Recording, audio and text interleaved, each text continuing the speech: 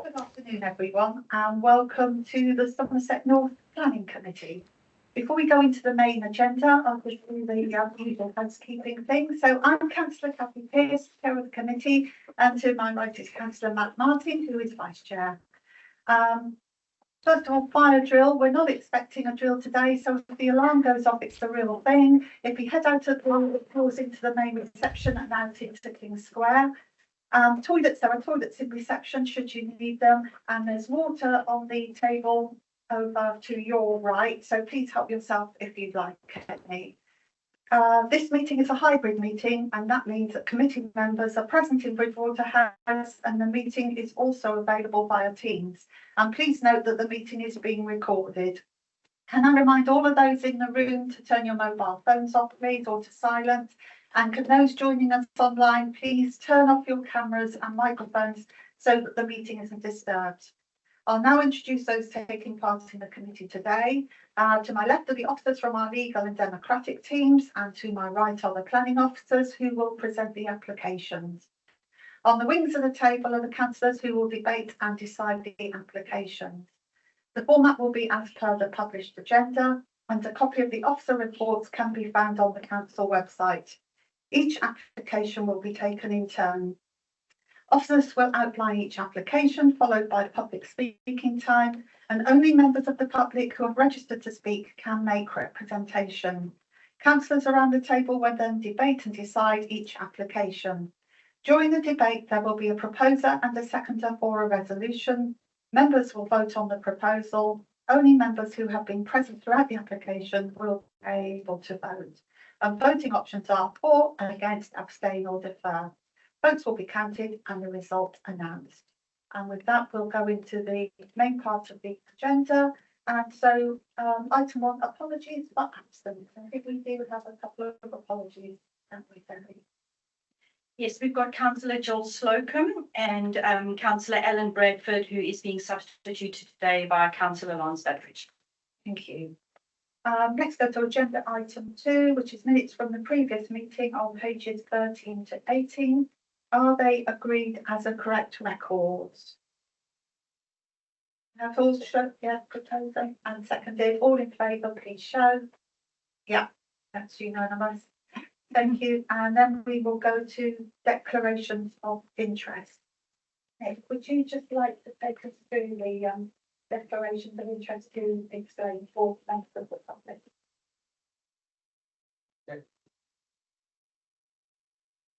Afternoon, members.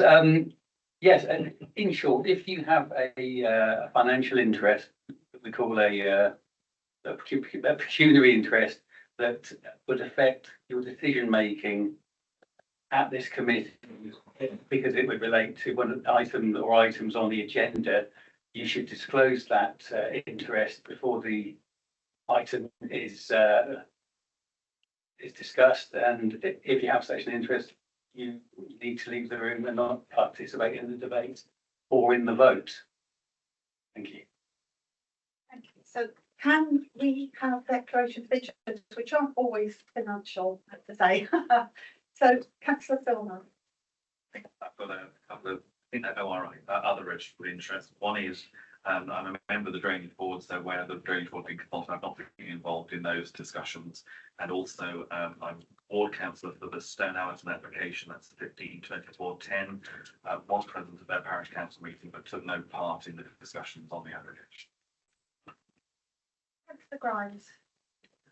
Thank you, Chairman. Yes, the application on page 8, it's in my division, but taking no part in any discussions on it. Thank you. Councillor Henry. Thank you, Chair. I'm on the Uxbridge Drainage Board. I'd like to take no part in any conversation with anybody of any application. Thank you. Councillor Ferguson. Just to declare an interest in agenda item 5, 17/24/44. That's in my division, but I've taken part in their discussions concerning their application. Councillor, sorry, Councillor Ham. Similar to Councillor Ferguson, agenda item number 5 for the application on the Axbridge Road Cheddar. It's in our division. I have taken part in some discussions within Axbridge Council, but I come to this meeting totally unpredetermined, if that's a word. Thank you. And councillor Smedley. Item number 7, I'm the ward councillor for that area. I was a member of Bridgewater Town Council. I know to have objected to it, but I've taken no part in any discussions regarding it at all. I need to declare an interest on item 7 as well, Bryan Street, Bridgewater. As a Somerset councillor or member and Bridgewater Town councillor, and I am declaring an interest because I will be speaking against the meeting. Oh, sorry, councillor Doddridge. Thank you, Chair. Just for now, I'm a member of Power Drainage Board. I took part in the discussions where they've been consulted. Thank you. Okay, that takes us to public question time. There are a couple of members of the public who are registered to speak. Besides myself, and I'll call you to the table when we're considering the application concerns. So now we go to the first application of the afternoon. That's agenda item 5 on page 19 to 194, and this is for London north of Axbridge Road, Cheddar. And the one will be taking us through this, won't you? Yes, thank you very much. The case officer is actually Sharon Brown. She's joining us online, but she's not available to do the presentation. So I'm presenting this one on her behalf. So the application is in section 73. So it's a variation of condition following grant of planning permission in May last year. The permission granted mixed use development at Axbridge Road in Cheddar. And the application is before committee as the parish council objected to the application due to the phased nature, concern regarding overdevelopment, location of some of the uses and traffic. It was also suggested that there was a restriction on residential occupation until after the commercial development is in place. So just a couple of updates before we go on to the presentation proper. The application is supported with a habitats regulation assessment. So as part of the recommendation at the end of the presentation, it will be for members to endorse the shadow habitats regulation conclusion, which basically sets out some conditions and obligations that were secured originally. So this application was submitted with a shadow HRA. The HRA has been endorsed by Ecology and Natural England, and therefore forms part of the resolution that you as competent authority would need to be making. Just a few updates to the text of the report as well. There were some errors in the text, so paragraph 11.21 and paragraph 4.3 as set out on this slide. And there's some correction to the wording of the conditions. So a lot of the conditions have been reworded as a result of this consent, because effectively section 73 results in a standalone new permission, but it upgrades and mirrors sort of the conditions for the original consent, but obviously the triggers in the conditions need amending, and similarly for the boundary one. So this is about the back barn details that's going up. So positions, designs, materials and type of proposed boundary treatments need to be approved still as part of condition 18, but excluded in terms of the back barn, which has already been set out. So main considerations of this case are the shadow habitats regulations assessment, consideration of principle of development, amendments to the approved plans list, drainage and flood risk, highways and transport, ecology and biodiversity, and landscape and other matters.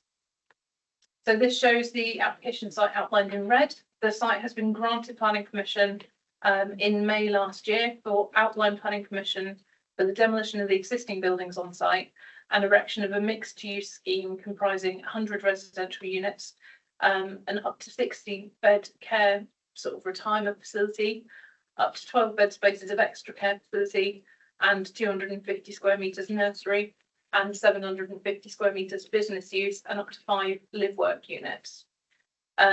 There are no changes proposed as part of this application to the uses or the quantum, but there is some change to the location of where the broad uses were intended to go. So this site just shows the location of the application site relative to the Mendip Woodlands SAC and the surrounding Somerset and Mendip BAT SAC just to the east. So the location of the application site the members' interest is just in this area here. So the parameter plans has been amended as a result of soft market testing that's been undertaken by the developer. So the retirement home use is proposed to be moved from the northern part to the western frontage. So originally it would have been towards the back of the site here, and it's coming towards the front of the site in this location. And the back barn was originally proposed to be sited in a conversion of an existing building that was to be retained. It's now proposed right at the back of the site here in a much darker, more wooded setting. So that's considered to be an improvement. There is also an attenuation pond now shown. So this is centrally located in this location here. Originally, the drainage strategy for the site included underground tanking, which was not particularly sustainable in terms of the LFA hierarchy for drainage. And the attenuation pond is required to be set at that point within the site due to the existing land levels.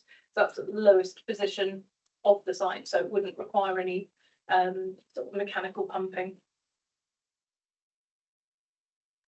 So in respect to the shadow HRA, the updated report considers the likely significant effects, which is the LSEs, if you go through the report, as a result of the changes posed by this consent. So the application would not amend any elements of the original HRA and looks to establish the demolition of the building and clearance of the site and provision of the back barn as a first phase of development. So effectively, this section 73 is literally to demolish the buildings on site and clear it to make it more attractive to the market. So as such, the conclusions of the original HRA remain unchanged for this section 73. Given the site has not been in use for some time, there has been some updated baseline information, which has confirmed the presence of a couple of new roosts within the site.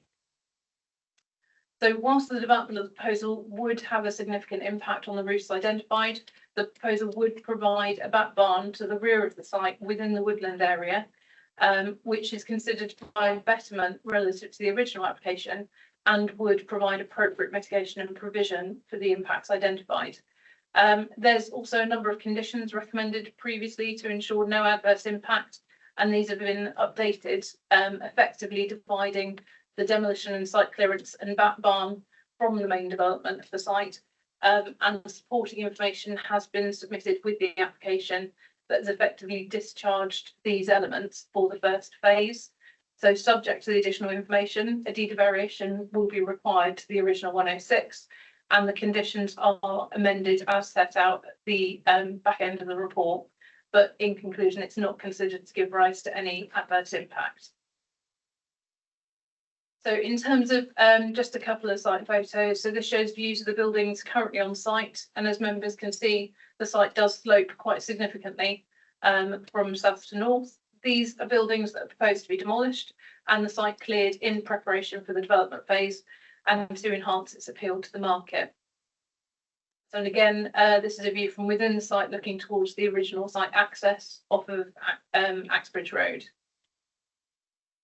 So as the section 73, the Act and government guidance set out in the PPG that committees need to focus on the national and local policies and other material considerations that may have changed significantly since the original grant of consent.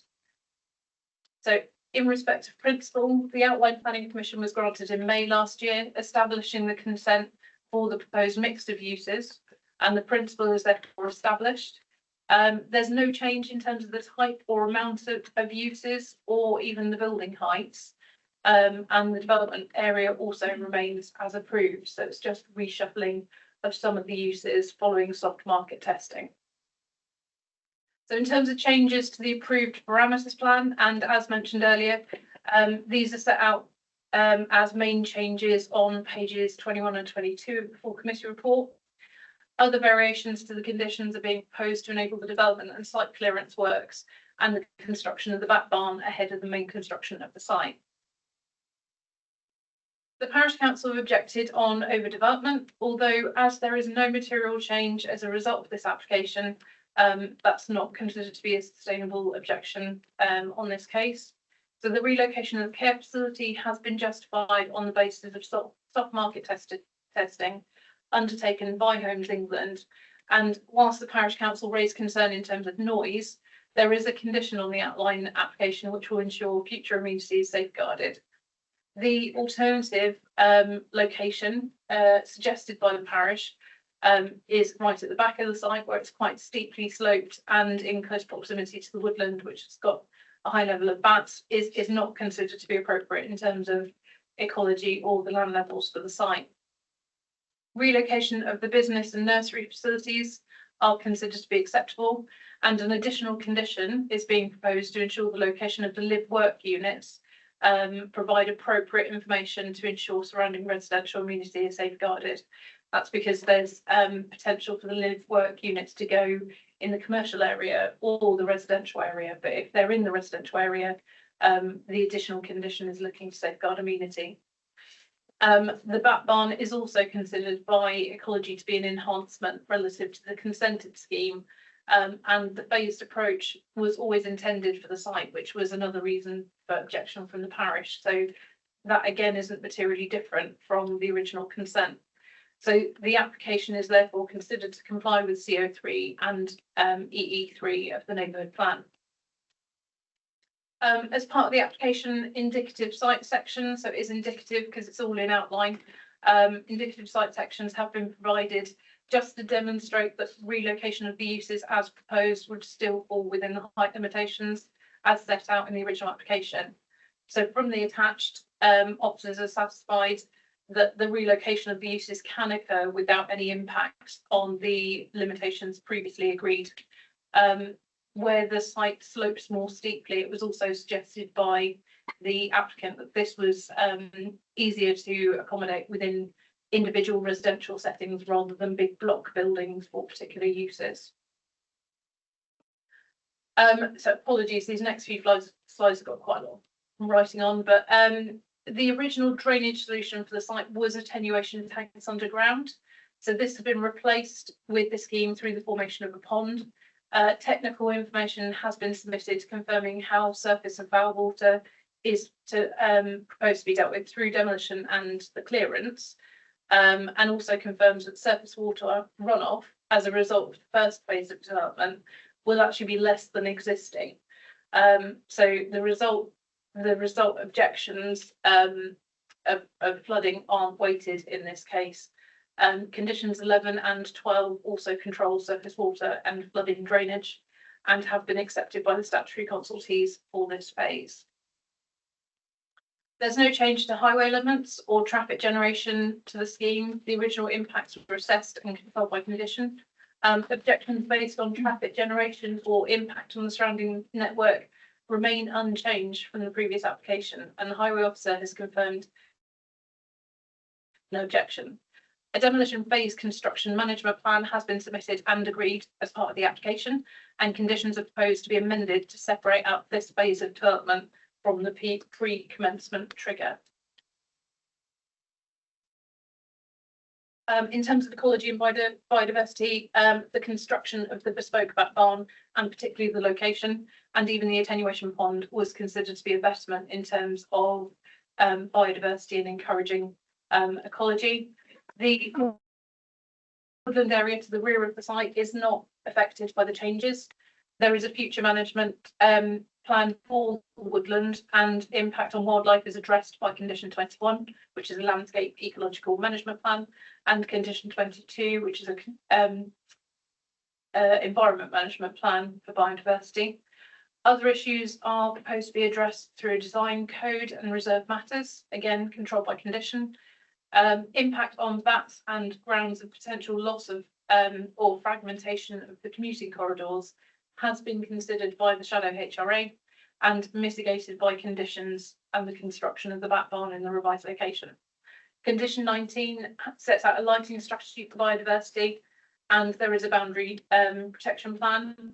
There has also been a demolition lighting strategy proposed in terms of interim measures that's being taken throughout this provisional stage as proposed, and that's been accepted and signed off by the relevant statutory consultees.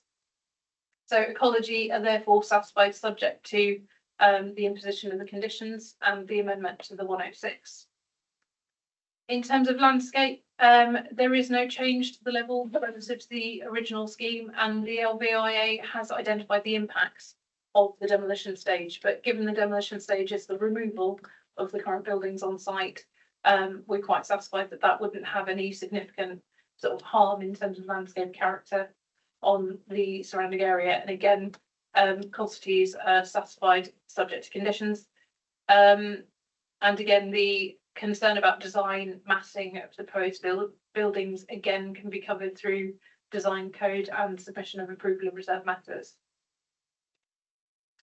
So other variations to conditions, they are set out in the appendix, but effectively they are these conditions listed on this slide.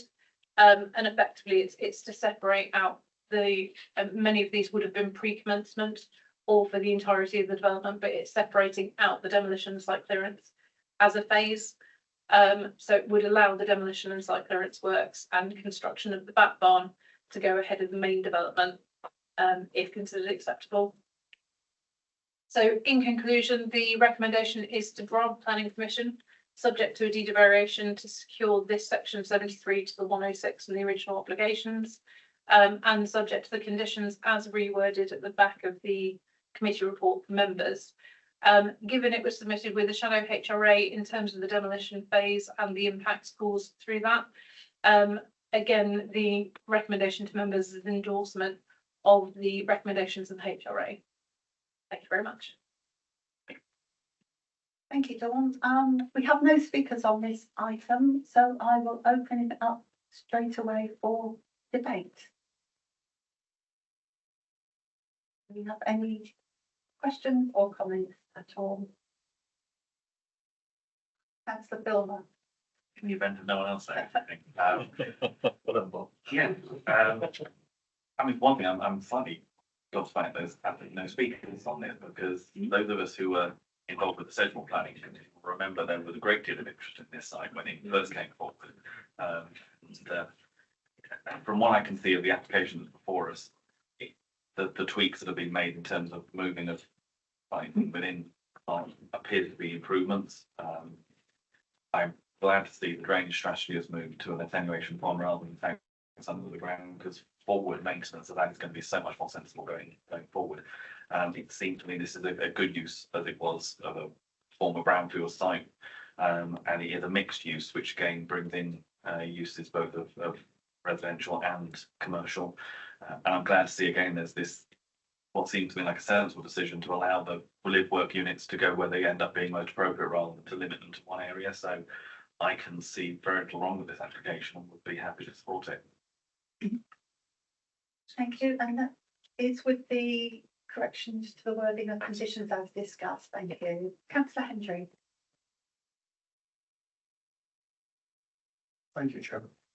I no problem with this whatsoever. The words overdevelopment, I'm not a big fan of that at all. The reason being, developers and architects have usually done their research and homework before this comes before the actual the SC planning committee. So I don't really like the words overdevelopment. Highways are on board with this, absolutely fine. I think that's a really good thing moving forward. The statutory consultees are all on board with this. So just those three things alone, I don't have any problem with this whatsoever. I'm happy to say Councillor Filmer. Councillor Ham. Thank you. I'd just like to say that the plans for this site are extremely well thought out. It's a really nice site which encompasses a lot of improvements. One of the main improvements previously, when it was operating as the yogurt factory, was that the big articulated lorries, when turning left onto the site, had to indicate left and pull out right because they needed a big swing into the site. So there is far more safety now with this, even though it may generate slightly more traffic, it will be safer traffic, and I'm happy to support it.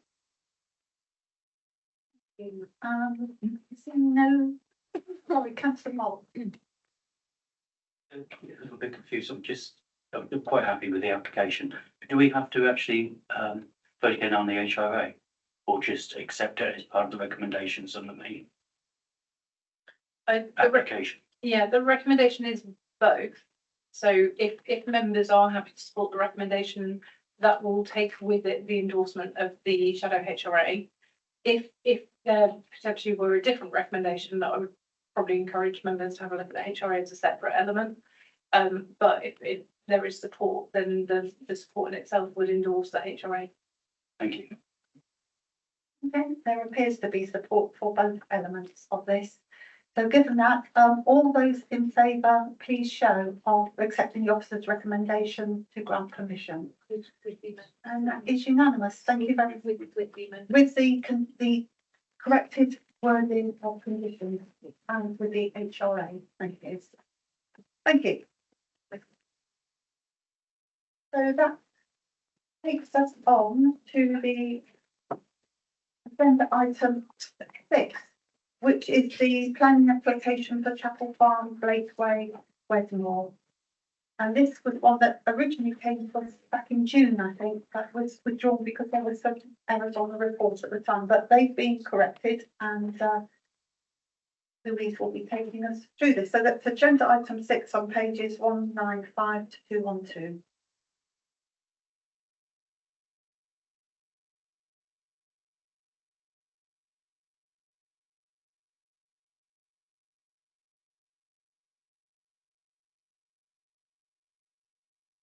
Good afternoon, members. As Councillor Pearce just confirmed, this was first reported to Planning Committee in June of this year, where it was deferred to update the information in the report relating to the site and any history, and to ascertain some further information, excuse me, on any previous structure related to the site. The proposal is for an erection of an agricultural building at Chapel Farm, Blakeway, Wedmore. And this slide sets out the main policy considerations in both the local plan and Wedmore neighbourhood plan. The site is broadly to the northeast of Bridgewater and to the south of Wedmore itself in the open countryside. You can see here on the plan a zoomed in aerial photography on the slide. This is the location plan for the proposed development, showing the relationship here with the existing chapel building itself, shown by my arrow there. You can't see my arrow at the front of the site. The main remaining other original buildings were Chapel Farm to the south and the neighbouring property of Sunnyside to the north. Clarification has been provided that there are a number of other buildings on the site which are all currently used for storage, with no further capacity for agricultural storage on the site. The other existing buildings are relatively low in height, and some of the machinery is not capable of being stored in the existing buildings. The use proposed is to be agricultural as part of Chapel Farm. So the use is for a proposed agricultural storage farm. It forms part of the existing agricultural holding, which is for pasture and turbary land. And it's to store agricultural equipment, vehicles, tractors and machinery, and for those uses. And you will see set out in the officer report that we are recommending a condition securing and controlling that use. And there's no increase in livestock on the farm itself. These are the plans and elevation drawings. And the site photographs themselves. This shows the red chapel building, which sits at the front of the site. You can see the access there and the parked car in front of the existing gateway. And you can see the framework of the building behind, which is subject to this application. The building frame itself is shown here a bit closer up, and the relationship to the dwelling at Chapel Farm. And then this final slide shows the relationship between Sunnyside, the nearest neighbouring dwelling, and the building itself.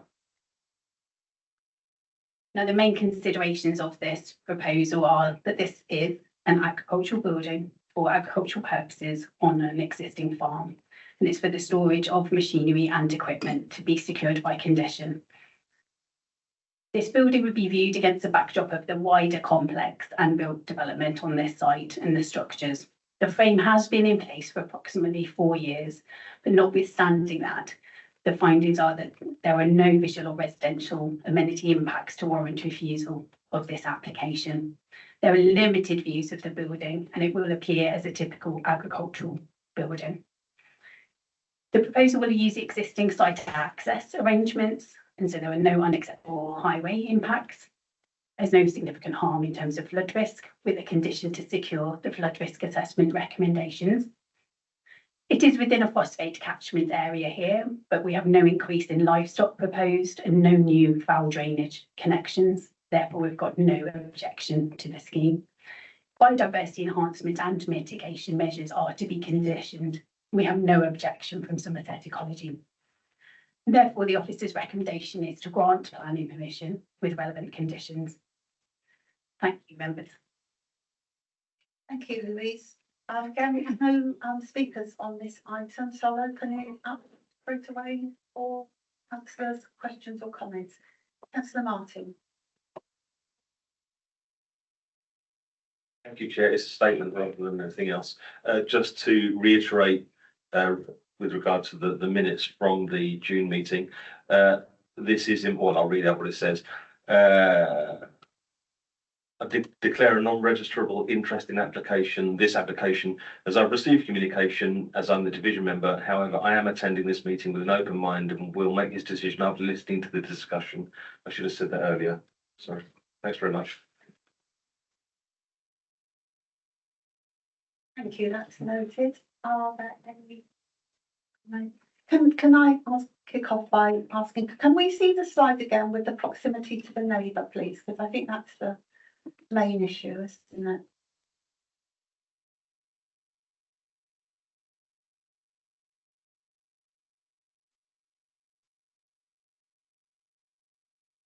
Thank you, Chairman. Yes, you can see the neighbouring property here and the framework of the building on the right-hand side, just between the trees there. And let me show you on the location plan as well. So the neighbouring property is that directly to the north of Chapel Farm. Okay, can you remind me of distance, please? Yes, of course. So the building will be 45 metres south of Sunnyside. That's the neighbouring property. And also I would remind members that we are recommending a condition for additional landscaping around the edge of the building there, along the existing, from the photographs you'll have seen, tree lined ditch along that area. Thank you.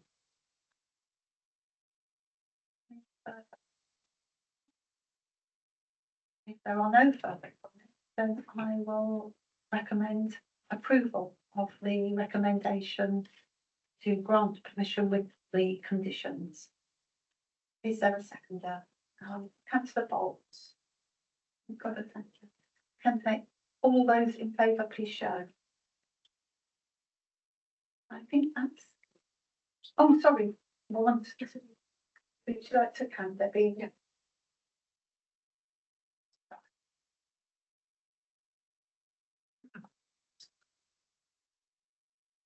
Thank you. All those, any against and any abstention? So we have one abstention. So that is carried. Thank you. So that takes us straight on to agenda item 7, which is the application for Bryan Street, Bridgwater, at which point I will leave the table and hand over to Councillor Martin to chair. Thank you, Chair. Application of three-storey, three-number bedroom house in multiple occupation and associated works in Friend Street, Bridgwater. This one's going to be presented by. Excellent. Whenever you're ready, thank you very much.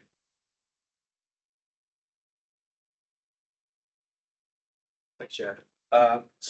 This application relates to 23 Friar Street, which is in the centre of Bridgwater and forms part of the conservation area. The site itself is adjacent to the Royal Mail Delivery Office, which is here, with the site itself located to the rear of Ivy House, which was formerly used as a daycare centre until recently when it was closed. This property has, Ivy House itself has a planning permission to have its use changed into a house for 8 residential units. This was granted a couple of years ago. So this application is to the south of the site here, which is currently used as overflow car parking and forms part of the larger site as a whole.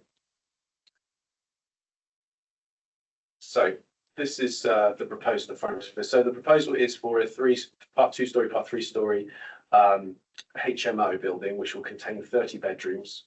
The application itself is on the site of a previous planning permission, which was granted for 13 dwellings or 13 flats in a very similar building in terms of its design and scale. I'll go through the slides just to show you the background in terms of what's extant in terms of the existing permission for the site at the moment.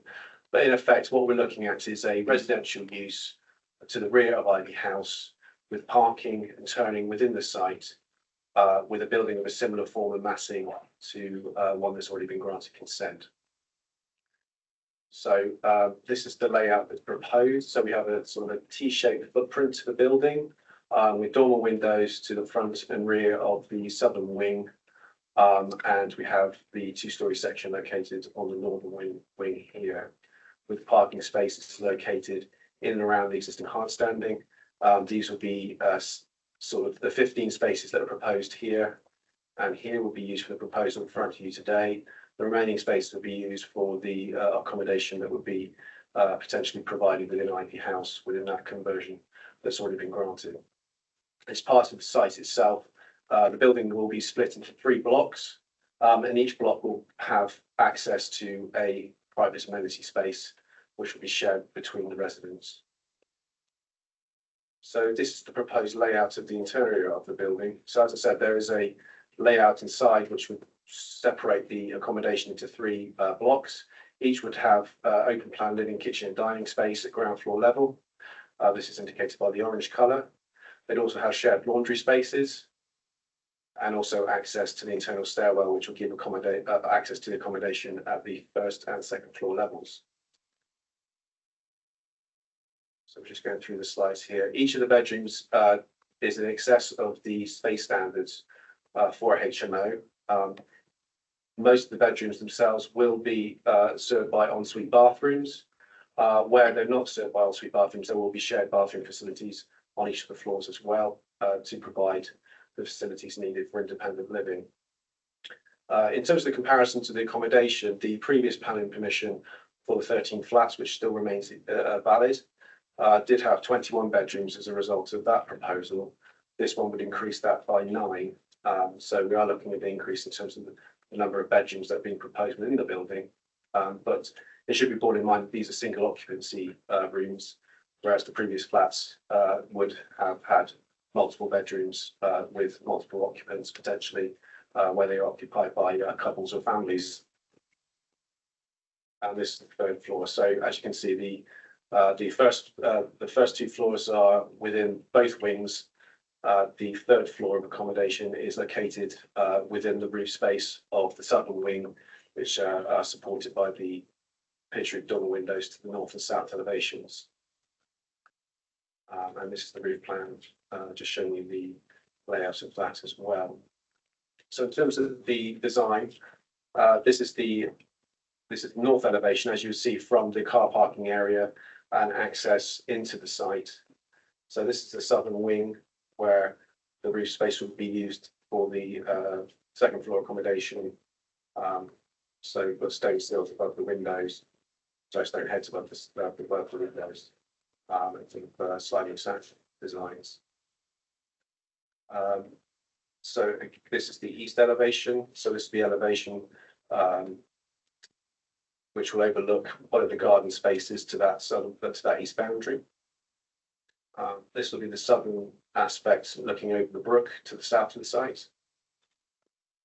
And this is the elevation that will face onto the sorting office building to the southwest of the building and the site as we see it here.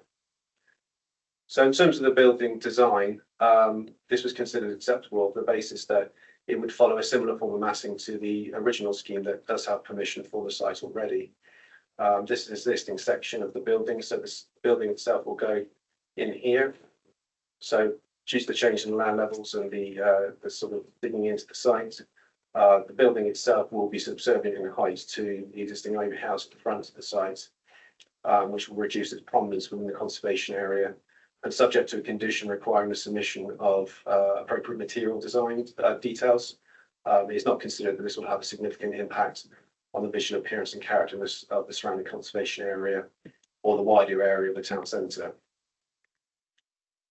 So going back through the history of the site, this is the approved layout of the extant permission for the proposal for the 13 flats.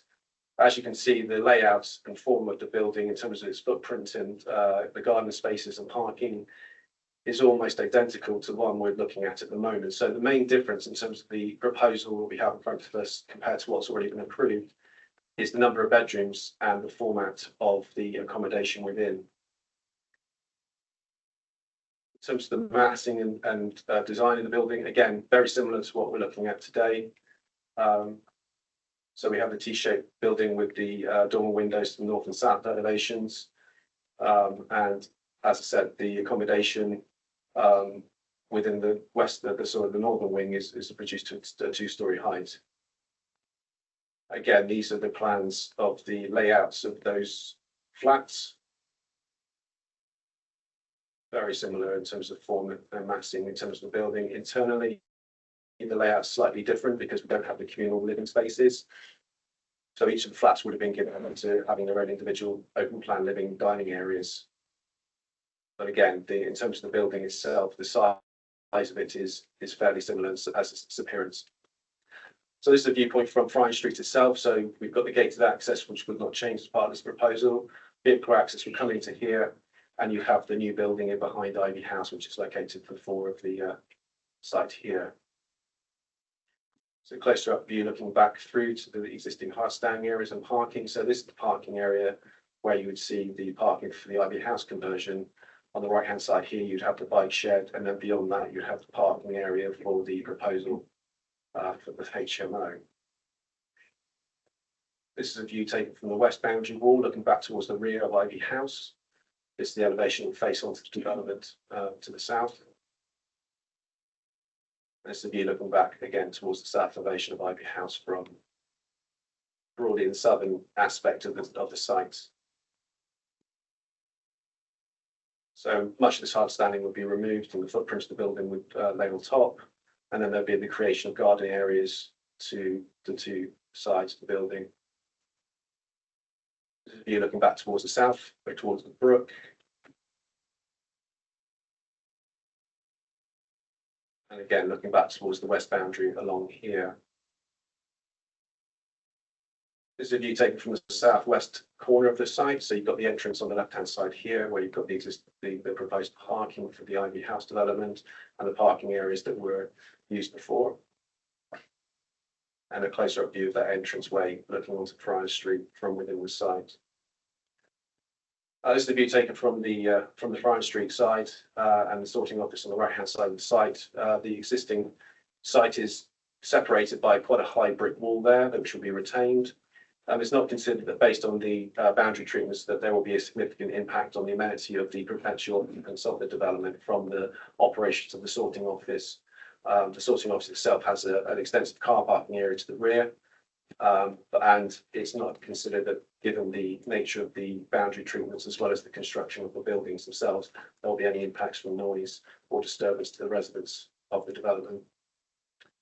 And this is a view again taken back from Friar Street towards the west of the sorting office, and the development will go in behind this building here. Okay, so in terms of the site location, it's considered to be in a sustainable location given its proximity to existing services and facilities within the town centre. And the proposal itself will replace an extant permission for 13 flats. So we're looking at a similar type of use in terms of residential use. It would be appropriate to go massing to the existing site, given that it will replicate an existing development that's of a similar character and appearance. And due to its background location, will not have a significant impact on the surrounding area. It would make effective use of the town centre of Barringfield site through its density and layout. and will provide off-street parking to an extent that would allow choice to be made, whether it be sustainable travel or if there needs to be parking on site for the occupants of the development, there will be an appropriate level given its town centre location. It's not considered there will be a detrimental impact on the amenity of any nearby properties or sites. And in terms of the recommendations proposed to grant consent, subject to the conditions laid out in the report, just wanted to highlight there's an update and an amendment to condition 12 of the report. Just wanted to extract the reference to the drainage scheme that was allocated to the previously approved scheme. It's felt that this should be left open to any details that be submitted as part of this scheme rather than reference to the previous scheme. So the condition is to be amended so that it removes reference to a previously approved drainage scheme. But subject to that, the recommendation is to grant permission. Thank you. Thank you, Liam. Now we have one speaker on this. Is Cassie in the room or is she outside?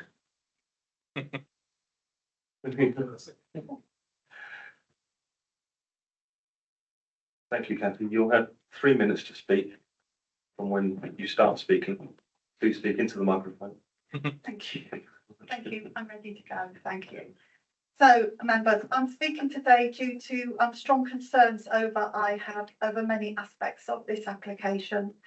As you see from photographs, Bryan Street is densely built, one-way street with important listed buildings. And because of parking problems in the past, the residents' parking scheme has been in place for some years. This has been successful, but I understand is currently under stress.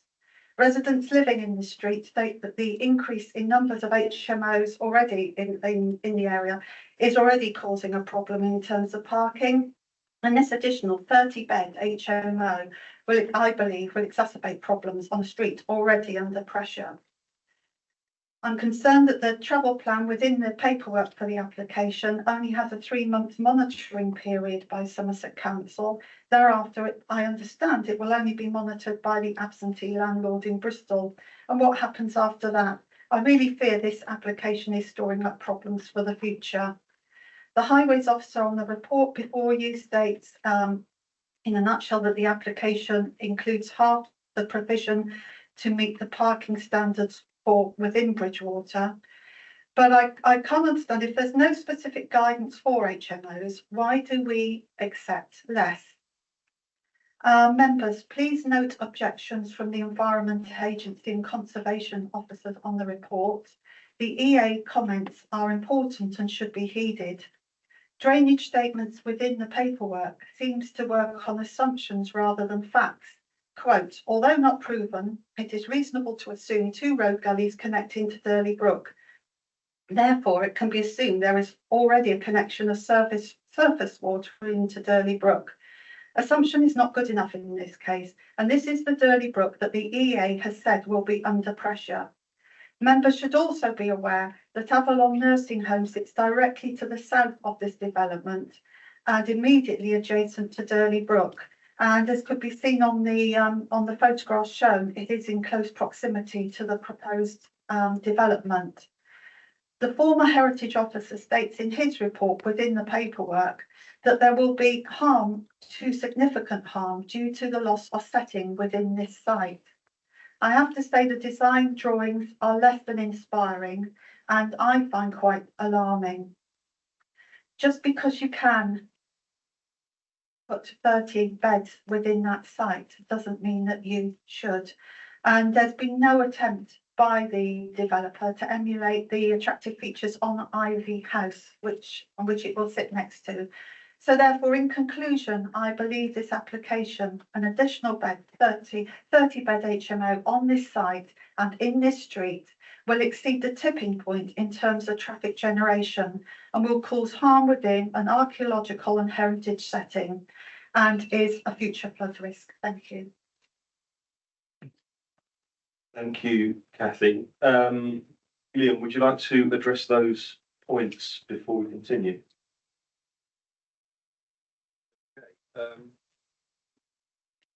So in terms of the objections we've received, based upon the extant permission that we have, which is a material consideration in this case, both the EA and the conservation officer at the time did not raise any concerns regarding the proposals. And based upon the similar floor space and layout of the site, it would have been considered unreasonable to refuse the application on that basis this time around. The building itself and the site itself is mainly in flood zone 1, which is the lowest risk of flooding that you can get for a site. And while I appreciate the details of the drainage are probably need some extra information, is considered as a result of the condition that we recommend in terms of the drainage details, that we could cover that post decision to ensure that the design for the drainage is acceptable, given that the existing permission that is extant at the moment does have also a similar set of conditions. It's considered we've been consistent in that approach there. I take the note of the conservation officer's comments, but again, we are looking at a building of a similar form of massing to what was already being approved. So what we have in terms of the approval, I mean, this is a building that has a similar sort of form of massing to what we're looking at today, and this is the extant permission that the applicant could implement tomorrow if they so wish. In terms of the layout and the impact on the conservation area itself,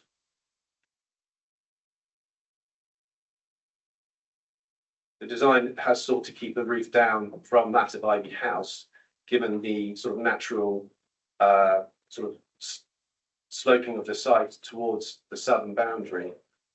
So it's sort of designed itself in a way which would enable it to be integrated with the built form of the surrounding area. So in terms of scale and massing, it's a very similar appearance to what's already been approved. And we feel on that basis that, again, it will be unreasonable from an officer point of view, to raise concerns over the design and massing, given what's previously gone before it. In terms of the parking pressure, the parking isn't on a 1-for-1 basis in terms of bedrooms, space per bedroom. Like we said, we haven't got a set parameters for HMO development, so we've tried to be pragmatic in the way that the spacing is provided, given its proximity to the existing services and facilities of the town, being within easy walking distance of those. It is considered that we could accept a lesser amount given it's a sustainable location. The permit scheme within Friar Street is up and running, obviously, and having looked into the council's policies on permit terms within existing built-up settlements that have these permits, it is Somerset Council's approach is that any residents that are looking to, residents of any property that has been built and converted since the residential parking scheme they are located in came into existence, they're considered not to be eligible to apply for any permits. So in this case, the implementation of this development would not result in the existing permit scheme becoming any less workable for the existing residents, although I appreciate that there may be some additional pressure going forward with the residents at the moment with their existing permit schemes. I'm not exactly sure of the circumstances of how that pressure has come, but certainly from the council's policy on permit schemes, it appears that we don't allow for future permits to be applied for if they are part of a development that has come since the permit scheme has been implemented. So that should alleviate concerns in terms of people who already have permits from being moved on from, or their space is becoming less convenient as a result of this particular development. I believe that was it. Okay. Yes, please. Yes, Chair, just one thing to add on to what Liam has said, really, in terms of the permit policy, which is, as Liam set out, quite clear that new developments, residents of are not eligible for new permits. Should members be content with the recommendation? Otherwise, we think it'd be useful to add an advice note onto the permission to make that crystal clear for the applicants and future residents that is the council's policy. Thank you. That was actually going to be one of my questions as well, this dilution of the parking permit scheme in the future, not necessarily now. Before I ask my questions, let's open it up to the floor, please, starting with Brian. So that's the flood zone 1, the low risk flood zone, which 50 metres from that location regularly turns into a mill pool of water in Blake Gardens. As the water of the Durley Brook backs up from hitting the river up there. That's not one of the most unflooded areas in Bridgewater, to be honest. I'm not happy at all with this. Of course, that area is quite important as a conservation area, and the traffic generation is obvious by this.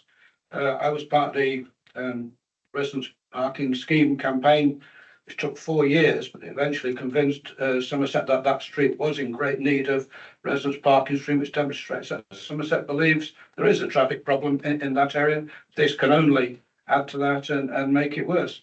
In terms of historic conservation point, the conservation officer mentioned some points, doesn't mention that that was the south wall of the fortification of Bridgewater at one time. Bridgewater was surrounded by a couple of moats and a few walls, and the wall ran just south of Friar Street, exactly in this location.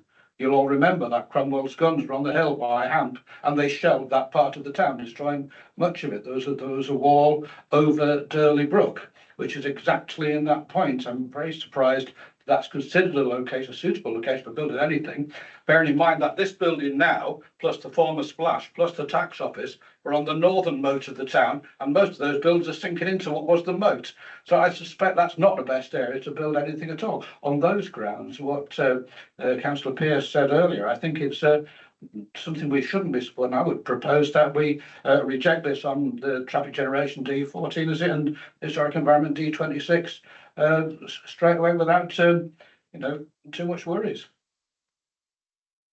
Thank you. Before I go over to Alistair, is that a proposal to reject? Okay, we've had one proposal to reject from Brian. Do we, before we carry on with that, do we have a seconder? Or no, let's go to, we do have a seconder. And Lance Duddridge, Councillor Duddridge, to second that proposal. Over to Alistair, please. Hang on a second. Do I need to take a vote on that before Alistair speaks, or can we let Alistair speak first? You can let Alistair speak, and then maybe he's got a different proposal, take the votes after all the proposals, or go one by one. Yeah, but Brian's vote would have to come first regardless. So is that okay? Okay, Gary, please. Yes, sorry to interrupt the debate, Chair. I just wanted to emphasise to the members about those two issues, in terms of impact on the conservation area, archaeology and traffic generation. Members is really clear that it's on the basis of the additional impacts above and beyond the permission that's already granted on the site. If we went to an appeal and had to defend a refusal on that basis, the first thing that the appellants would show an inspector is the live permission for the flats on the site.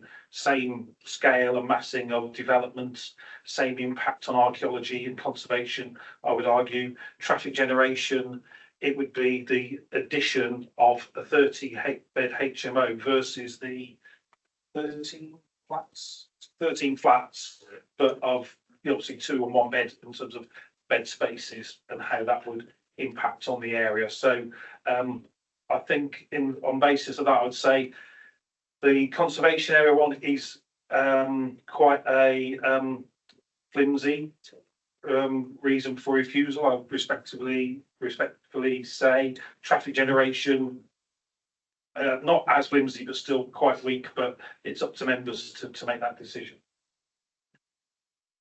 Thank you very much. Now, before we go to a vote, I would like to hear Alistair. I've actually got a couple of points myself as well, and Hilary, you'd like to speak as well.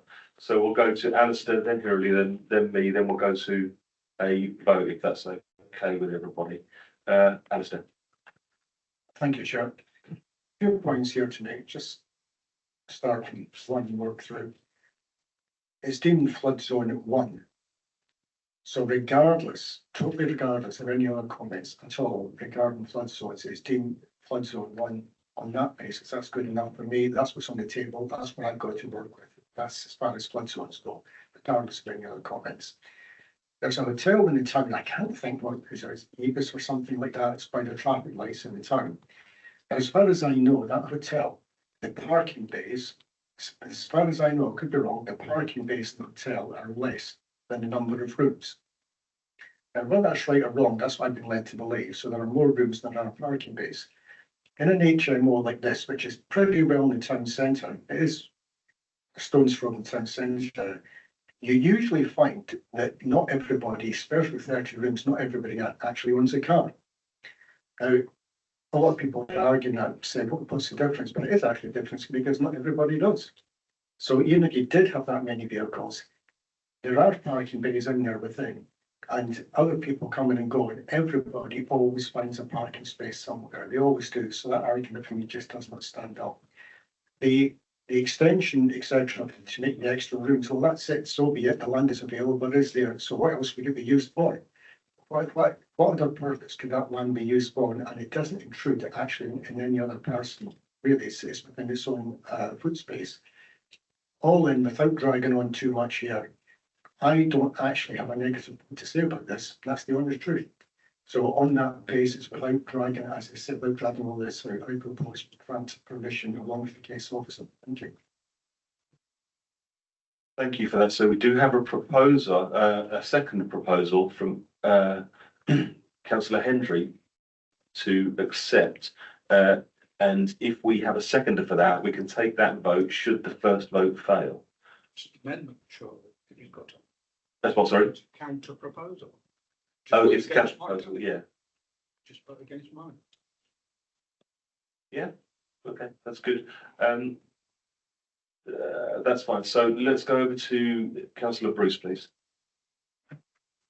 Thank you. I'm quite sad that we're faced with an existing proposal of this kind. I'm not sure that it should have got through last time, but we are where we are and our hands are a little bit tied with that. I get that.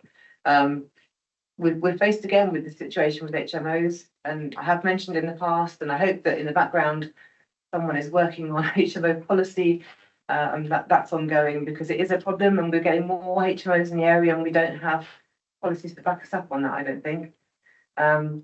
My concern over and above what my colleague Councillor Smedley has already mentioned is future use of the building. The existing application with the flats to me is a more sustainable long-term option for people and what their requirements are for housing.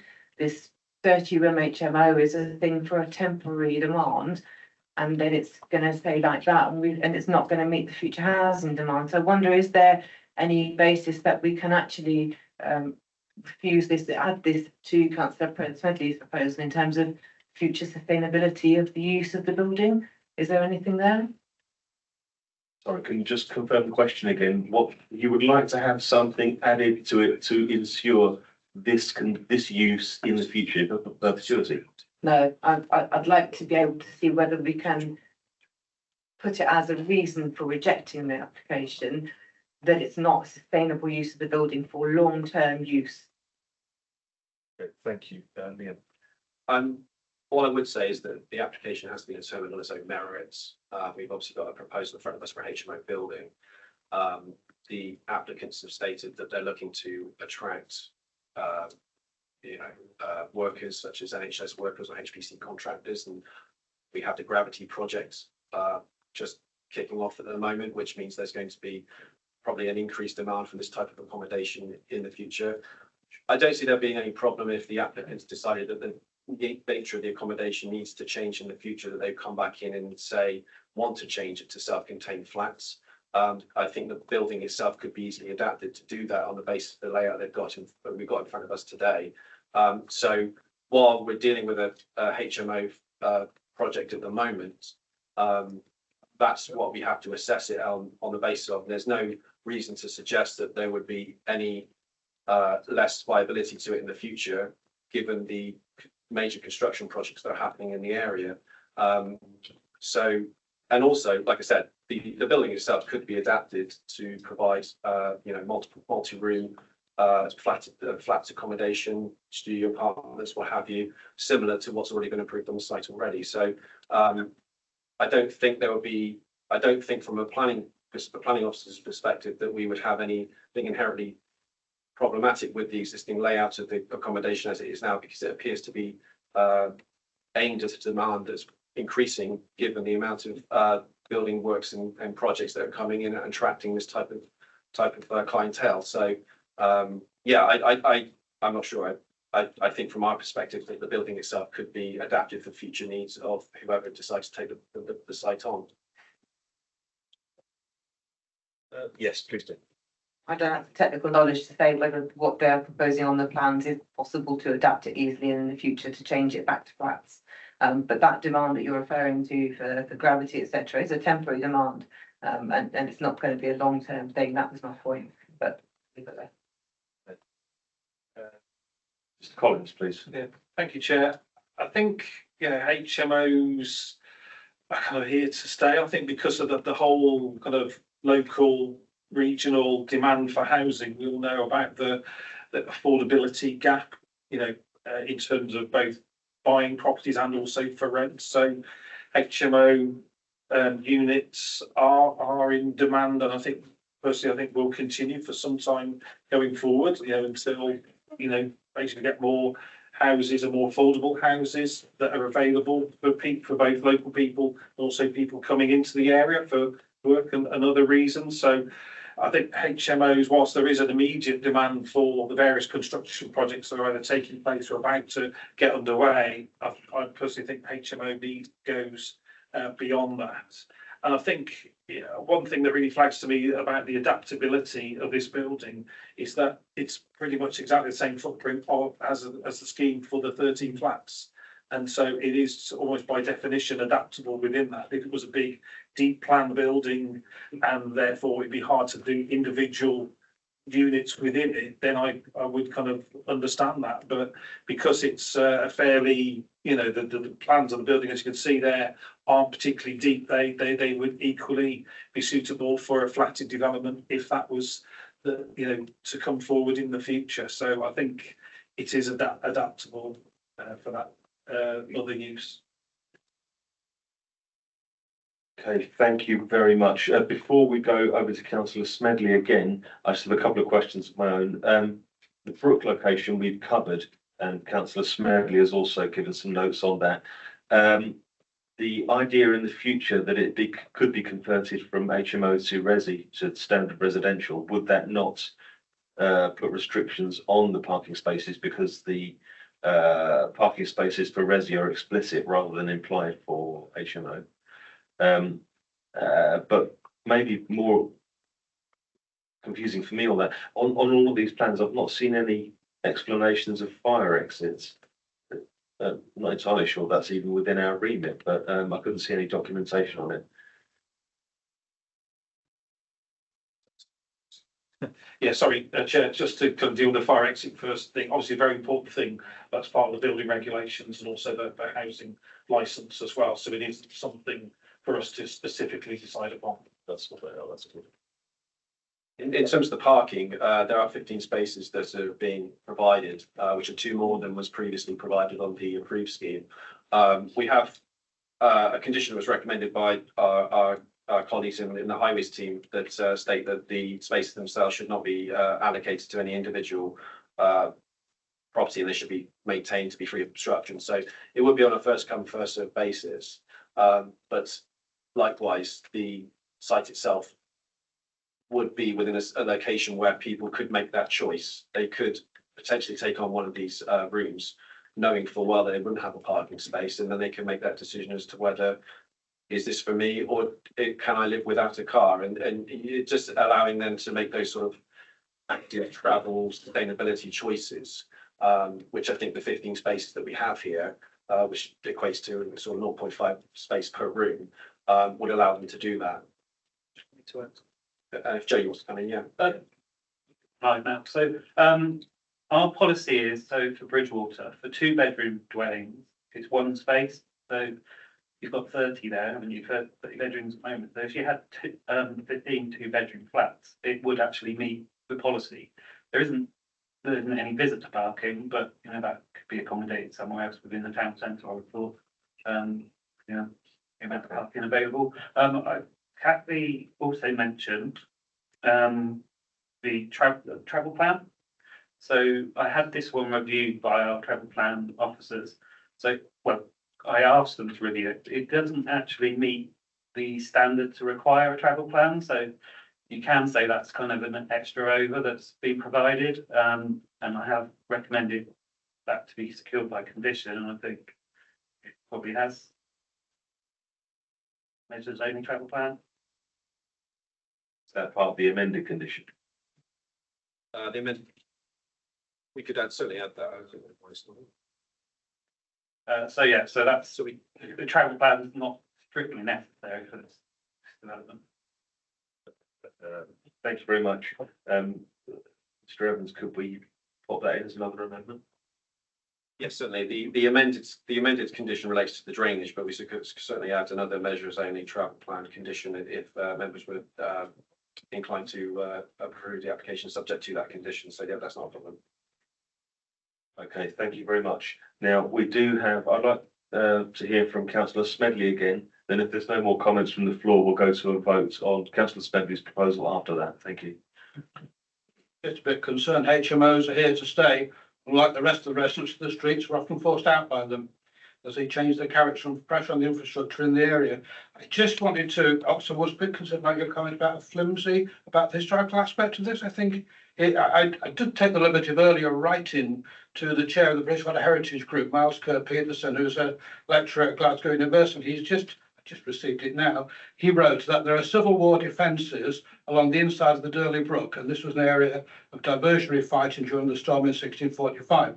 And there's scope to find bastions there, as they were found when they excavated the Sion Chapel just a little bit up from there. A few years ago, you might remember that, on the and probably a fair number of cannonballs and musket slugs. On the Friar Street side of things, there will be the remains of medieval, early modern cottages. And of course, that area, as I said earlier, burnt down during the storm, and would be the perfect site to find out how the battle played out and how the buildings were fixed to the time. So it isn't just a flimsy historical reference, is it? Yes, apologies if I've been misunderstood that.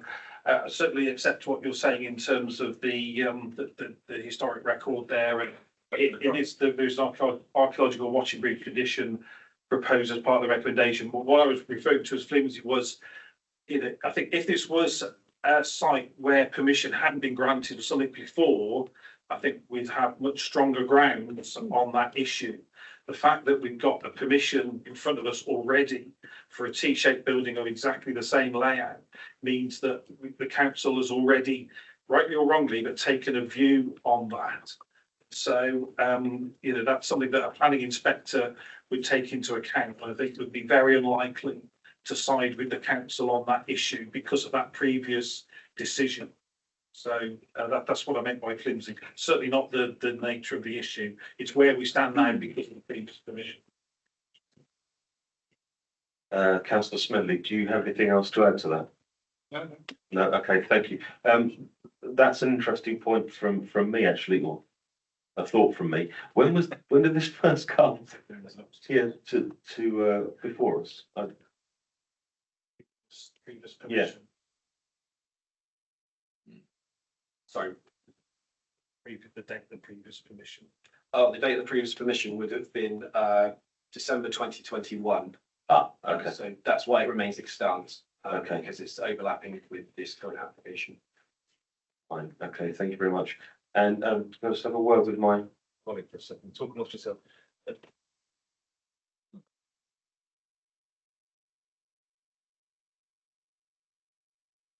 I know, that's it. Yeah. It's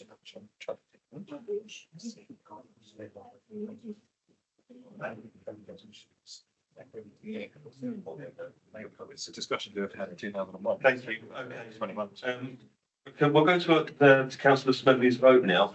Could I just have a review of the proposal?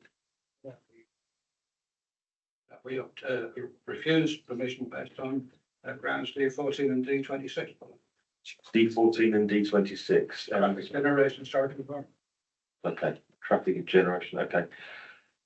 With that in mind, could I have a show of hands, please, of those of us in favour of refusing this application according to the proposal from Councillor Smedley? 1, 2, 3. That's 3 in favour. And those against that proposal? 1, 2, 3, 4, 5, 6. 7. 7, so that one has fallen.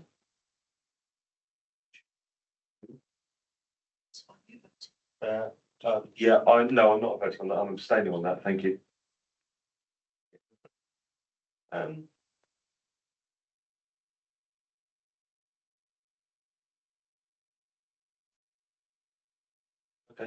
I'm going to have to open it up to the floor again. Councillor Filmer, please. And then Alistair. I presume councillor Henry's proposal still hangs in the air at the moment because it hasn't been withdrawn. Yeah. Okay.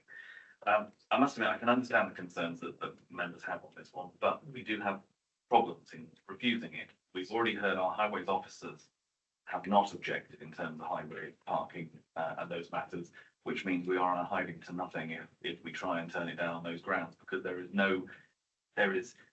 and we've had it thrown at us before, there is circumstantial evidence of parking. There's no empirical evidence we can put our finger on and say, actually, there is a problem that we can evidence in front of an inspector. So he's gonna eat us if we try on that ground. In terms of the design, again, I made notes about the issue from the conservation officer. But as we've heard from the officers, the fact that we've already got an extant permission, which is broadly similar to this, in some respects looks actually a bit more chunky than this. This one doesn't look worse than the last one. I would have liked to have seen it to pick up, as the chair said, picking up some of the features from other buildings nearby, but it doesn't do that, and we can only decide on what we've got in front of us. So I can't think that we have grounds on that. In terms of the flood risk, again, was interested to hear, because like Councillor Smedley, the proximity of Durley Brook just raised questions in my mind as to how is this flood zone 1, but if this is what's classified as flood zone 1, we don't have the evidence to again turn it down on flooding. So, and we're not replacing a greenfield site, we're replacing a site which is currently, by the look of it, pretty much completely covered in tarmac. So the drainage coming off it is unlikely to be that much faster than what's coming off it currently in terms of rainwater. So I don't see we have grounds to turn it down, which is why I couldn't support the recommendation that put forward, and I will happily second the recommendation from Councillor Henry that was made that we grant permission. But I do believe we've now had it confirmed there is an additional condition relating to the travel planning, which should help at least with this site. So on that basis, if Councillor Henry was happy to have that included, we go with the amended conditions. Yes, if Liam's going to clarify, did we not already have a seconder for your? No, okay, good. So now we have one. Liam, please. Yeah, if I just clarify, so in terms of the recommendation, it's subject to the conditions at the end of the report, which number up to 14. On the advice of highways officers, we'll add an extra condition in terms of the measures only travel plan being submitted. Condition 12 is also to be proposed to be amended to take out reference to a previous drainage scheme which was attached to the previous permission, and we'll also add an advice note regarding the residential permit scheme within Farron Street, just to make the applicants aware of that. But as far as amendments go, I think it's just important to clarify what we've changed in the course of discussions we've had today. So it would be condition 15 would be added to require travel plan. We'd add an advice note about the permit scheme and just those amendments to condition 12. Thank you. Okay, thank you very much. So we're going to hear from Councillor Henry again, and if there are no, and then Councillor Bruce again, and then Councillor Smedley again, and then we'll go to Councillor Henry's proposal. So please. And I'm not to speak German. I was quite happy with the proposal to say nothing worth five at this moment. Very good. Okay, thank you very much. In which case, we'll go to Councillor Bruce, please. Right, this might be a silly comment, but I'm going to make it anyway. Is there any, I know we can't put a condition on for this, but is there any way that we as a committee can make a request to the developer to improve the design to reflect the historical aspect of the area if we are going to put Yeah, you might guess my answer. Unfortunately, you have to determine the application before you.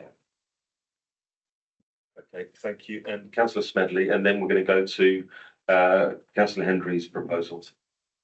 Well, I need to pick up on Councillor Filmer's point. We've got no evidence about the flood risk in there. I think you just need to have a wander into Blake Gardens at high tide. Town council thought about putting an ice rink in Blake Gardens this winter, and if you go there at the time of the high tide, you probably don't need to wait till that freezes over. Is that Blake Gardens? Is that? That's Councillor Bruce. No. I'd like to see that Blake Gardens area. Where is that? See the green line down the bottom here? Yeah. That's Durley Brook. Yeah. And as it crosses the road under the former south gate of the town, by the Blake Chip Shop, it comes under the past the town museum, the old mill. Yeah. Then it opens up onto Blake Gardens there. That's the other side where that arrow is there, nothing about. And as it goes, as the stream goes through there, it empties to the right around the bandstand area, which becomes a lake. That's it. Thank you. Okay, if we have no further comments, concerns, considerations, we will go to the proposal put forward by Councillor Hendry. If we could have a review of that proposal from Councillor Hendry, including the amendments to the conditions. Thank you, Chair. Thank you. The amendments are absolutely fine. I've gone along with that. I don't have any complaint at all. As we said, we deal with what's on the table, nothing else. And the system, flood zone 1 it is. The parking issue, we've already spoken about it. We've come to that. No problem with that. It's all not my book. There's not. And the actual building itself, as again, we deal with what's on the table and what might have been. Thank you.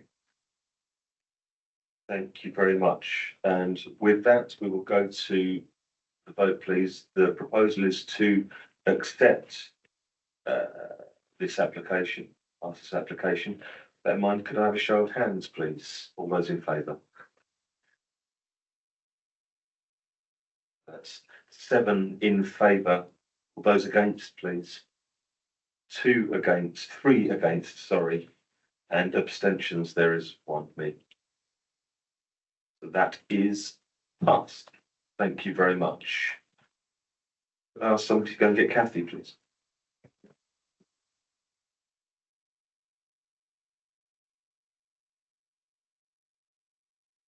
Okay, while we are waiting for our dear leader to come back to us, I will ask to prepare for this agenda 8, Taberner Court.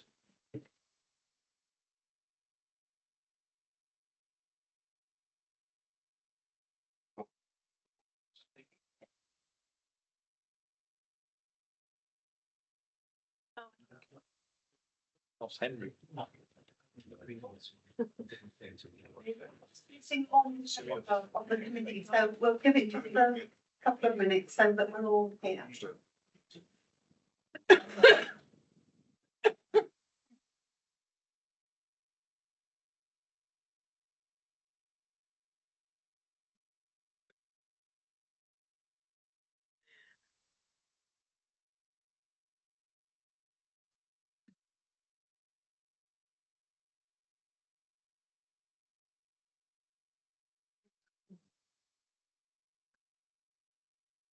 Thank you. So we are now on agenda item 8, pages 231 to 246 for the application for Taberner Court in Stone Allerton Axbridge. And Minnie, I think you're presenting on this one. Yeah, I am. Thank you, Chair. Good afternoon, everyone. So this is a section 73, otherwise known as a variation of condition application, in respect of the numbered conditions on the screen for the consent for the erection of a dwelling and a garage, to amend the approved drawings and to provide additional information to amend some of the wording of the conditions, which we'll come into with the presentation. So as this is a section 73 application, the only considerations that can be made are in relation to the amendments that are being sought. So these are the relevant policies of the local plan in respect of this application. So to give a bit of context to the site, the application is within the hamlet of Stone Allerton. It is within a conservation area as well. The dwelling's been built, as you can see on aerial view. So obviously the newer looking roof is the property. Oh, okay. That's okay. New and shiny. There we go. Okay. Do I need to start again? Or? I'm not complaining. No, okay. All right, okay. I'll just minimize this. Okay, sorry. Okay, so yeah, the dwelling can be seen on the aerial view, quite obviously. So the first condition that is thought to be amended is condition 2. So this is the standard plans condition that's typical on our planning permissions generally. The main change is the garage in terms of the design finish of it. So on the slide here is the consented design of the garage. So it was to be finished partly in render, partly in natural stone with red clay pan tiles. The amendment seeks to change this finish by having it partially open-sided with timber frame and render with red double Roman roof tiles. And here's some photos as it has been constructed. So as you can see, it's using materials that match the main house that was built. The next condition that's sought to be amended is condition 9. So the original wording of this condition was to ensure that visibility displays were secured, as shown on the previous site plan. So the rewording of this condition would relate to the latest version of the block plan in order to just make sure that everything is sort of clarified and consolidated.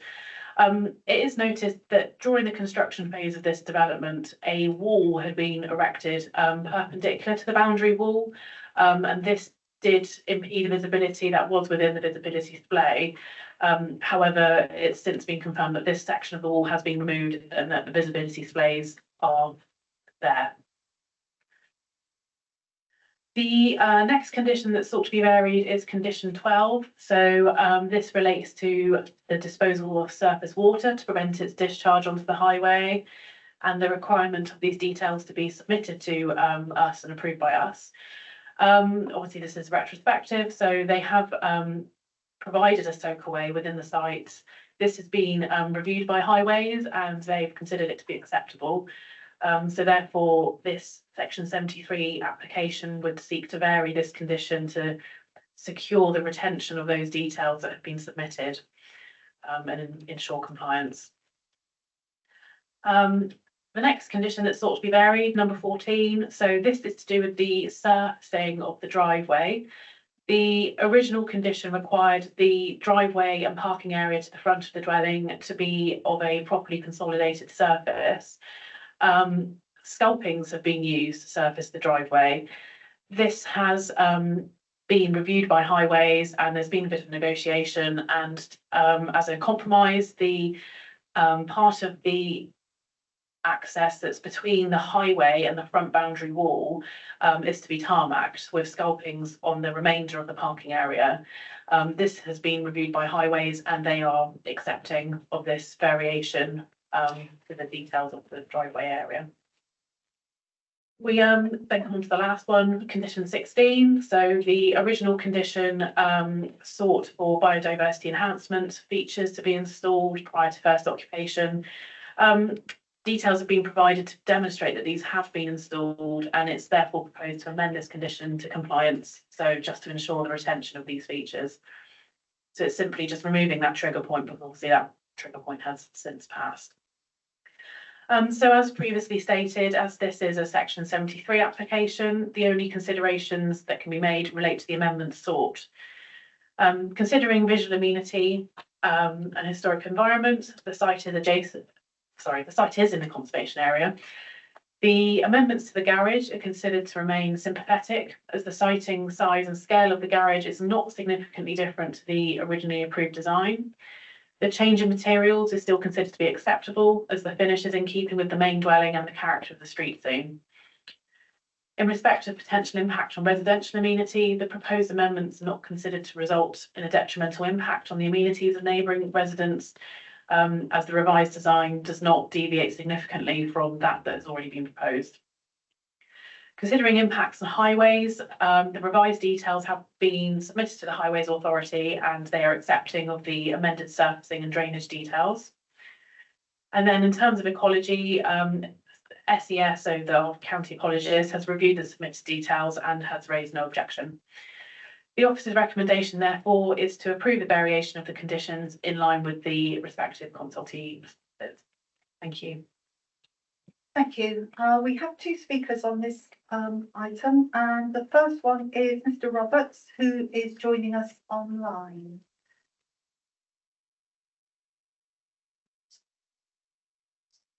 Mr. Roberts, can you confirm if you're still there? It doesn't seem as if he is. In that case, we will move on and go to Mr. Mahmood, who is here in person, representing Closing Planning. Thank you. You have 3 minutes. Let us know when you're ready to start and we'll set the timer. Thank you. Right, thank you, Joe. My name is Rahil Mahmood. I'm a chartered planner at Bethnal King Planning. I'm speaking in support of the application on behalf of our client. The application is seeking to make some very minor amendments to the approved scheme and amend conditions related to highways, drainage and equality. Over the course of the application, we have worked with the case officer to bring the application to a position where it is recommended for approval. And I thank the officers for their support and commend the officers' report to the committee. With regards to the amendments to the scheme, as I say, they're relatively minor and relate to the garage where the finishing material has been changed to render, and the length for the front facing sidewall has been reduced. Officers are happy with these changes. It was originally planned to use the stone from the demolished front wall to clad the garage. However, during construction, it was found a lot of the stone removed was in poor condition, which cannot be reused. As a result, not enough material remained to clad the garage wall. For this reason, it was decided to render the wall to match the main house. I concur with the case officer's assessment that the render matches and complements the main dwelling and the character of the area. The garage wall was also cut back, which made the front-facing garage less bulky and prominent. It exposed the attractive oak frame that cantilevered the roof and allows for a greater turning space for vehicles. These changes are both relatively minor and an improvement on the previously said drawings, and as per the officer's report, does not have a detrimental impact on the visual unity of the conservation area in compliance with policy D2 and D26 of the local plan.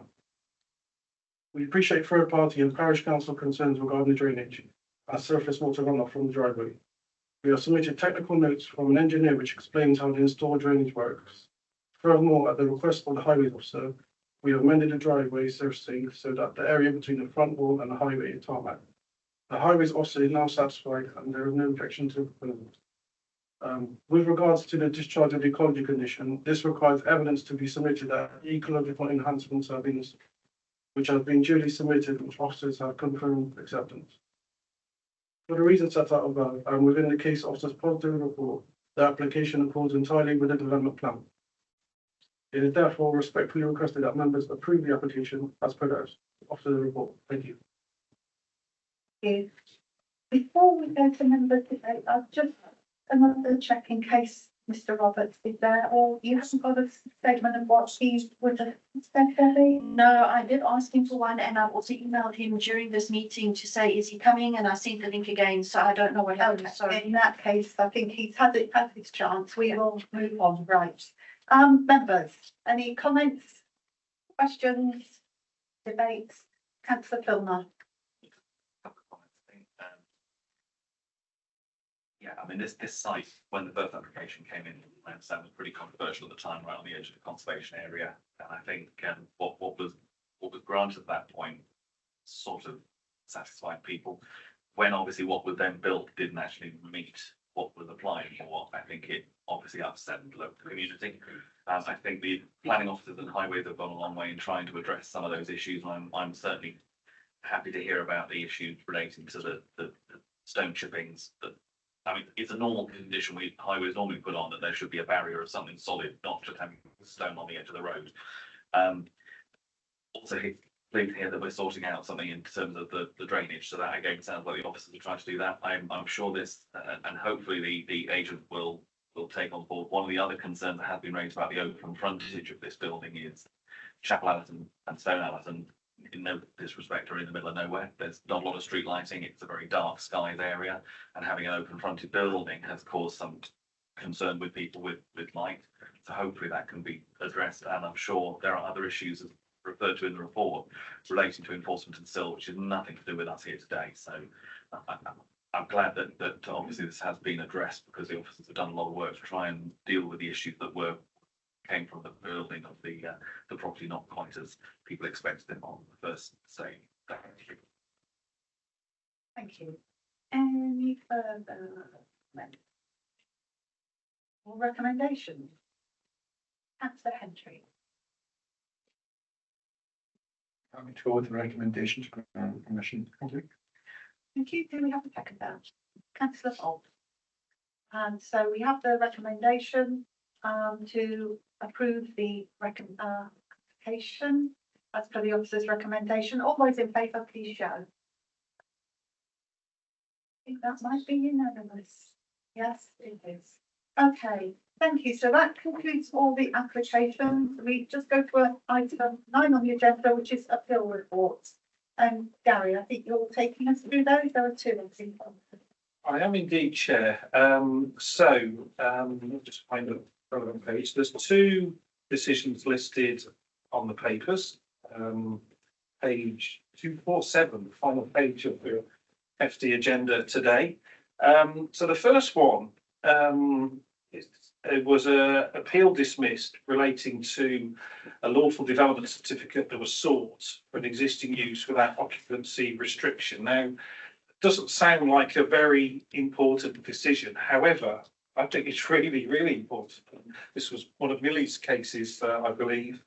And this was a case where the applicant, the owner of the property, submitted a lawful development certificate, which isn't to assess the merits of the case, it's to kind of establish the legality of whether a dwelling that was built, which was granted permission with an agricultural occupancy condition, whether that had been breached for a period of time, I think it's 4 years because it's a dwelling, to the extent that that agricultural occupancy no longer applied. And so the case was put forward that because a condition related to the surface water drainage had not been complied with, therefore the dwelling wasn't the one that was permitted, it was just a dwelling and it acquired immunity from enforcement action, so therefore could be occupied without restriction. And so applied for a certificate to us on that basis. That had been refused, and so the applicant took that to appeal. And the inspector considered this and said, applied the various principles of this, said yes, it was a pre-commencement condition, so applying I think what's called the Whitley principles, yes, it was a pre-commencement condition. So on the face of it, this is a breach of planning control, and therefore there's a possibility this might be immune from enforcement action. But then there's a further principle that's been backed up by a case law called the Hart case, which is ironically about whether the condition goes to the heart of the original consent. And the inspector looked at the development and what was permitted, said that well, they looked the same. You know, the planning authority could, you know, going past the site, couldn't readily identify there'd been a breach of planning control. And actually, the surface water, we all say regularly, surface water details are important, but he felt that the submission of them pre-commencement didn't go to the heart of the permission and didn't pull the rug from under the permission itself, and so decided that that the permission that it was a breach of condition, you know, where action could be taken going forward, but it wasn't. It didn't mean that the dwelling itself was in itself an unauthorised building, and therefore all the other conditions, including the agricultural occupancy condition, did apply to the property. So I think it's a really important principle to have established, because if the inspector had gone the other way, it would have been a bit of a signal for quite a few properties to say, well, if you've been in breach of one condition, actually that's your route to saying it's an unrestricted dwelling. So it's a really important principle, which we kind of shared that kind of beyond Somerset really, because it's an important principle that's been established by this appeal decision. Then the second appeal decision related to an application for prior approval for a first floor extension. Now this goes back to where government constantly changing permitted development rights, introduced the upward extension permitted development, but then introduced kind of matters of judgment within that, which is quite unusual for permitted development. So it was put in that the prior approval should be granted for this upward extension. So it wasn't a full planning application, it was a permitted development, so this halfway house thing. That was refused by the council under delegated powers. It was appealed against. I'm glad to say the appeal was dismissed. And the inspector said, well, yeah, it meets the test of being permitted development under prior approval. However, we then go into the, does it cause harm to neighbouring properties, and does it affect the character of the immediate area? And the inspector, in summary, found that, yeah, it fell foul of both, actually.